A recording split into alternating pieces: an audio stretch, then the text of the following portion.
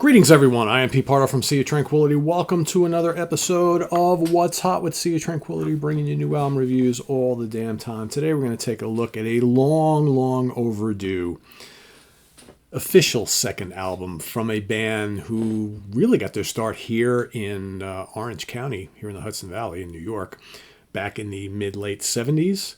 They eventually relocated to New Jersey, and that's where they kind of really made a name for themselves. But they play quite a bit here in the Hudson Valley. Back when I was a kid, I remember hearing their name all the time. They eventually caught the attention of Gene Simmons and Kiss, who introduced them to the management team at Casablanca Records, who signed them for their self-titled debut album in 1977. That band is Trigger. As the story goes, album got a bit of buzz, right? Really good album, by the way. Rock Candy reissue, go check it out. But not too long afterwards, after the band goes out and plays live with Cheap Trick and all sorts of other bands, and they're starting to get a bit of a buzz, they go into the studio, record their second album, and then Casablanca Records basically goes bankrupt, belly up, whatever the hell you want to call it, and the band are left without a label, and they ultimately break up and go their separate ways and go out into the workforce, and that's kind of it, right? So that second album just kind of sat in the vaults for decade after decade after decade until now, thanks to a company called Bada Bing Records. We now have the second official album from Trigger called Second Round. Yes, I know there was an independent kind of like demo release before the self-titled release on Casablanca, I know, but official release, this is the second and probably to be final. So let's take a look at the little digipack thing here, which you can get directly from Bada Bing Records. They do have a Bandcamp page, which I will link to down below. And not much here, right? So basically tells you who's on it and whatnot. So this is, like I said, original recordings that were to be the second album from the original band. Jimmy Dugan on guitars, lead and backing vocals. Richie House, guitars, lead and backing vocals. Tom Nigra, bass, lead and backing vocals. Derek Remington, drums, lead and backing vocals. Although I think that only two, actually, I think I'm miscorrected. I think only two of them actually sang lead vocals. Everybody sang backing vocals. I forget exactly. I think it's Jimmy. I think Jimmy has the more melodic voice. And I think Derek, the drummer, is the one who sings with a little gruffer Tom Kiefer from Cinderella style voice. If I remember correctly, I could be off there. If I am, folks know in the comments. Just put it in the comments. But yeah, so that's the band. Additional musicians, you got Peter Woods plays some keyboards on here. The string section on one of the tracks, scored and conducted by Ron Frangipane. Horn section on one of the tracks by the SNL Band, and bass on one track by Robert Lobb. Okay, then again, you got to look at the band back in the day.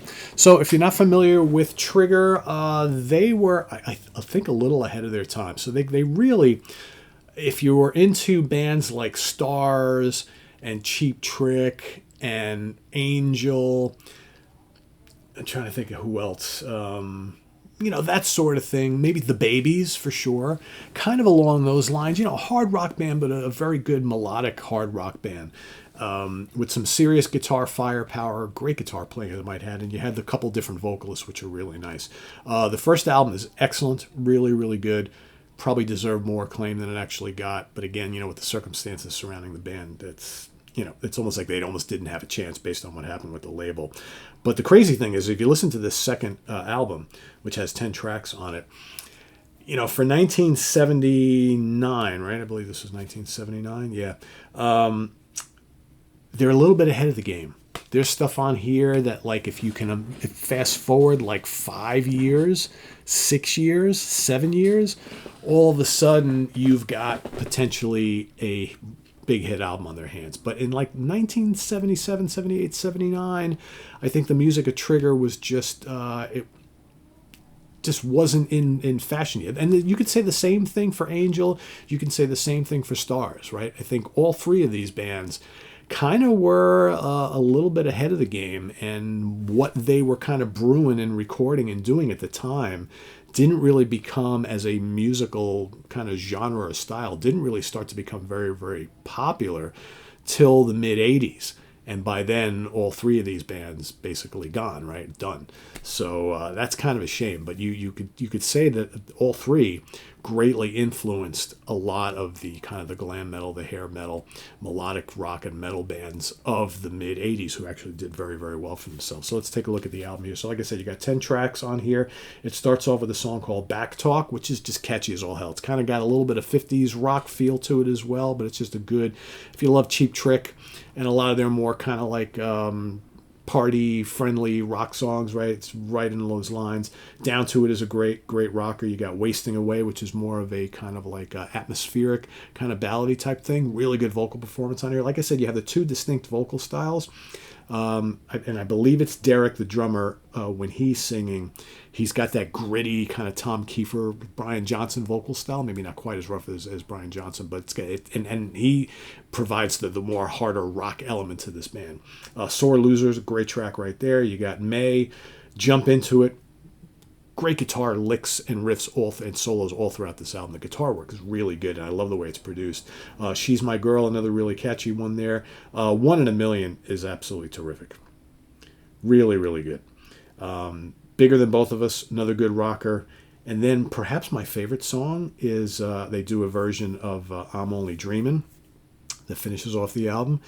Well, I shouldn't say it's one of my favorite songs because it is a cover, but it's done really, really well. Of course, that's an old Faces track, the Small Faces track. Really, really well done. Great vocals on here. But as far as like the original stuff, man, I mean, there's so much good stuff. Down to It, terrific. Sore Loser, Jump Into It, She's My Girl, 1 in a Million, all really good. Like I said, if you like the early Baby stuff, there's elements of that here. If you like some of the less proggy Angel, and certainly if you like Stars, I think you'll really love this. It's just good, late 70s, catchy, hard rock, right? Rock and roll. Very well produced.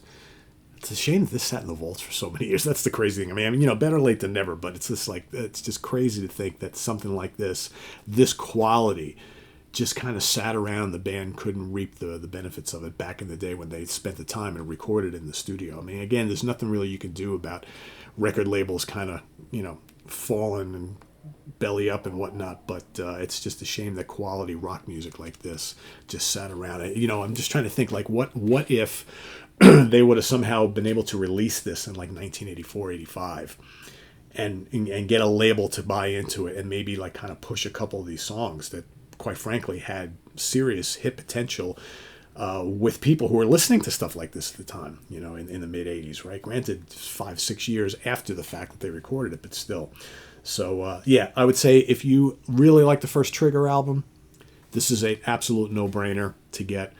It's really good. It's just the same type of quality as that first album. So I'm going to give this easily 4.25 out of 5. Really, really good stuff. I always like the music of Trigger. I think it's really cool and what they do. And again, just catchy, hard rock stuff. Really good. Great vocal harmonies. Got the different singers. You got great guitar licks and riffs and solos, and like I said, memorable songs, and that's the most important thing. So plenty of it rocks. Some of it's a little more poppy, but it's just they work their kind of pop sensibilities into these hard rock songs. I think it just works out perfectly. So yeah, go check it out.